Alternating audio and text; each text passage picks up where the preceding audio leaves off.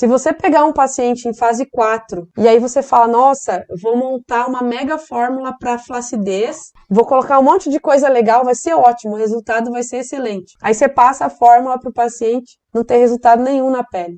Por quê? Porque o corpo fez assim, ó. Meu Deus, alguém botou nutriente aqui. Aí foi para a tireoide, aí foi para o pâncreas, aí foi para o coração. O coração tava lá desesperado por uma substânciazinha que você botou ali para ter um efeito na pele. A tireoide estava desesperada por selênio. E aí você coloca e não deu resultado, né? Por quê? Porque o organismo prioriza órgãos nobres. Então, gente, pra gente chegar na pele, cabelo, unha, a gente vai ter que nutrir todos os órgãos nobres. Tá? Eu tenho colegas dessa área que mandam um paciente pra mim, fala, vai lá, ó, fez botox, o botox não durou, faz os procedimentos não ficam legal, estão vindo pra mim, ó, vai lá porque você tem que tratar o corpo, tem alguma coisa lá no teu metabolismo que você tem que tratar. E tem outros alunos já da estética que estudam a orto comigo pra poder eles mesmos fazerem tudo, né? É uma ideia também. Então, saiba disso.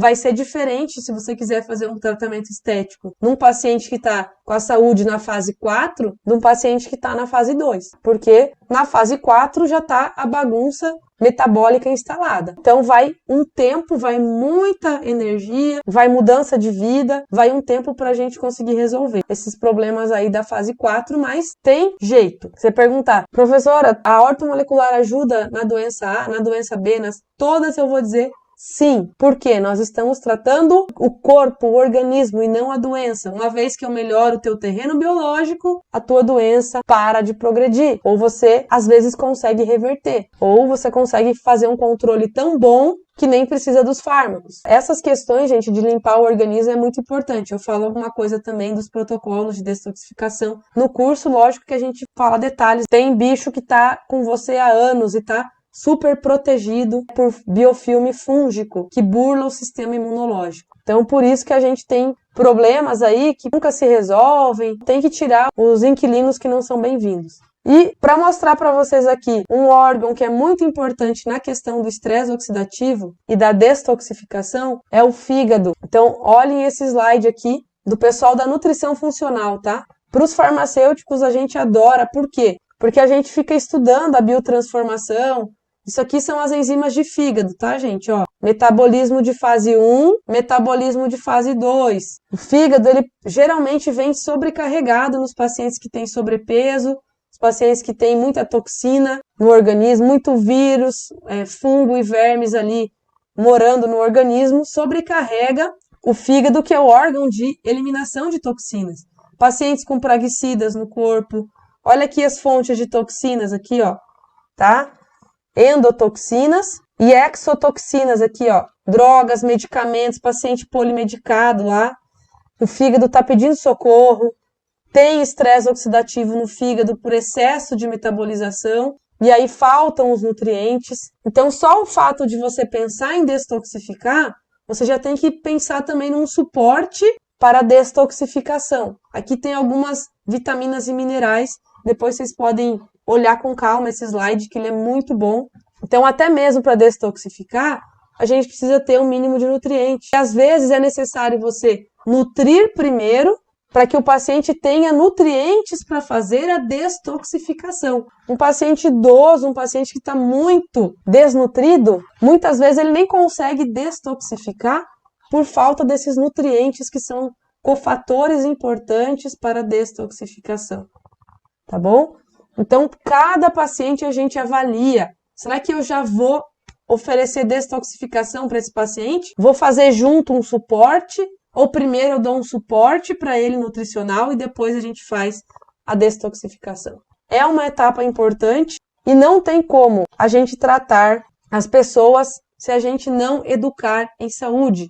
Vocês não viram aqui as causas das doenças? Não tem a ver com a alimentação? Não tem a ver com excesso de toxina? Então você precisa educar o teu paciente, que ele vai ter que reduzir consumo de glúten ou vai ter que zerar o glúten, reduzir ao mínimo o consumo de leite e derivados e praticamente todos têm que zerar o leite. Alguns toleram alguns queijos.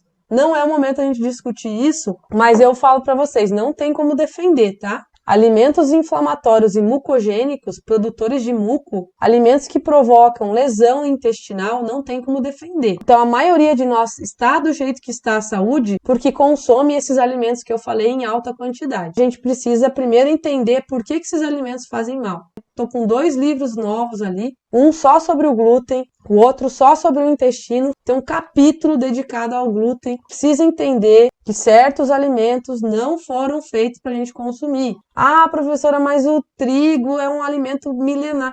Gente, o trigo modificado, não. O trigo modificado foi modificado agora, nos últimos 50 anos. Então, alimentos transgênicos são um problema também, inclusive o milho. Ah, professora, mas eu não sei sobre alimentação. Por isso que no meu curso eu deixo um módulo de bônus sobre a alimentação, sobre alimentos funcionais, sobre os alimentos destrutivos, porque nós precisamos saber isso para poder viver melhor e aplicar na gente e para poder educar o nosso paciente. Não vai melhorar um paciente autoimune, preste atenção aqui. Paciente que tem doença autoimune não vai ficar 100% nunca, não vai diminuir progressão se não tirar alimentos inflamatórios. Então, esse é o tipo de paciente que a gente não tem que barganhar aquela coisa, sabe? Ah, não, eu tô reduzindo. Tem que tirar. Inclusive para tireoidite de Hashimoto, que é uma coisa muito comum. Muita gente tem tireoidite de Hashimoto e continua comendo trigo e continua consumindo leite e derivados.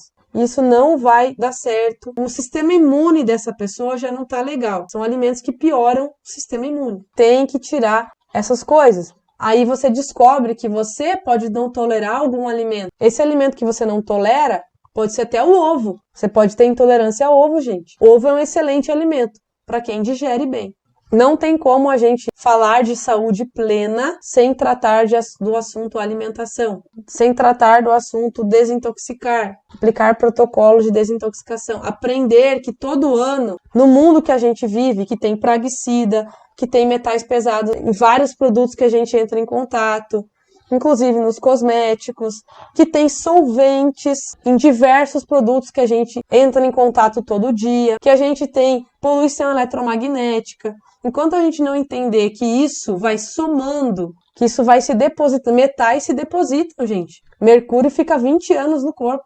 Então, se a gente não entender que precisamos fazer protocolos de detoxificação, pelo menos 1, 2 vezes ao ano, desparasitação, a gente nunca vai ter plenitude. Porque o nosso mundo hoje é assim. Fazer o quê? O mundo da minha avó não existe mais. A minha avó morreu com 86 anos. Quando ela era criança, se ela quisesse, ela poderia nadar no Rio Tietê. Alguém aqui tem coragem de nadar no Rio Tietê? Então quer dizer que o mundo que a minha avó nasceu e viveu a infância dela não existe mais. E as pessoas insistem em levar a mesma vida que levavam as pessoas de 80 anos atrás. Não tinha transgênico. As pessoas não usavam praguicida. Eu posso ficar aqui falando 2 horas que o nosso mundo mudou nos últimos 50 anos e que se vocês não entenderem isso e não explicarem isso e o paciente não aprender a comer, não vai dar certo, tá? Então, para a gente resumir tudo o que tem que olhar, na etapa 1 a gente já falou, olha aqui esse slide. O que acontece? Oxidação. Esse slide resume o rastreio básico que você tem que fazer. Vamos avaliar a oxidação. Como eu avalio através de exames? Gama-GT, que mais que mostra? Ácido úrico, também mostra estresse oxidativo. São 2 exames baratos e que todo mundo consegue solicitar. O que mais que eu uso? Microscopia, para ver oxidação. O que eu tenho que olhar? Inflamação. Olha aqui as 3 coisas que eu falei. Etapa 1, oxidação. Etapa 2, inflamação. Glicação. Autoimunidade. Não uso só o FAN. Eu sempre, quando eu penso em tireoide, eu sempre peço o anti-TPO, por exemplo, para ver a autoimunidade de tireoide. E daí já entraria no perfil hormonal aqui, né? Submetilação. Quem já ouviu falar de metilação? O que tem a ver essa reação bioquímica aí? Metilação é uma das reações mais importantes do nosso fígado. Metilar bem é evitar câncer, tá? Metilar bem é evitar que a homocisteína, que é um marcador inflamatório e também um lixo metabólico, evitar que esse lixo metabólico se acumule na minha corrente sanguínea e seja fator de risco para infarto, AVC, que seja provocador de enxaquecas, que faça com que o meu paciente tenha risco cardiocirculatório enorme, tendo homocisteína acumulando no organismo dele. E outra coisa que vai me remeter isso, se ele não metila bem para tirar a homocisteína de circulação, ele também não metila bem para evitar câncer. Tem como melhorar a metilação? Com certeza. Existe polimorfismo de enzima de metilação? Também existe. Mas a gente consegue, através dos nutracêuticos, melhorar as reações de metilação do nosso paciente. Só que eu preciso olhar a metilação dele. Por quê? Porque eu quero evitar câncer, eu quero evitar problemas cardiovasculares. Então aqui está o resumo do que a gente tem que rastrear no nosso paciente. Só finalizando, para quem fica curioso com a microscopia, na primeira etapa eu uso o microscópio. Essa foto número 1 aqui é de uma lâmina, uma gota de sangue coagulada normal. Vejam que não tem buracos. Quanto mais buracos tiver na gota, maior é o grau de estresse oxidativo. Então, é um exame qualitativo, você faz na hora, o paciente vê, e é bem legal o impacto visual, né? Tanto da célula, quando eu mostro para eles a célula, quando eu mostro o estresse oxidativo, porque a pessoa olha e fala, nossa, eu preciso melhorar, né? Então, uma coisa bem visual ali, e que eu guardo as fotos no prontuário, para depois aplicar os tratamentos antioxidantes e ver se deu certo. Aqui, ó, gente, vai do grau 1 até o 5, tá? Aqui, ó, se eu juntar toda a parte branca, vai ficar quase 50% da lâmina. Então, tá quase no grau máximo de estresse oxidativo. Uma pessoa dessa, eu vou colocar antioxidantes de linha 1 e antioxidantes de linha 2. Vai mudar a minha visão. Se eu tenho um paciente que tem um grau baixo, não tem muita queixa, eu posso trabalhar com os antioxidantes de primeira linha. Quando é um paciente que tem doença crônica, que tem uma lâmina dessa, eu vou colocar antioxidantes de segunda linha. Quais são os de primeira linha? Quais são os de segunda linha? A gente precisa estudar isso. Tem antioxidante que já foi estudado que é melhor para doença cardio? Tem algum que é melhor para articulação? Tem.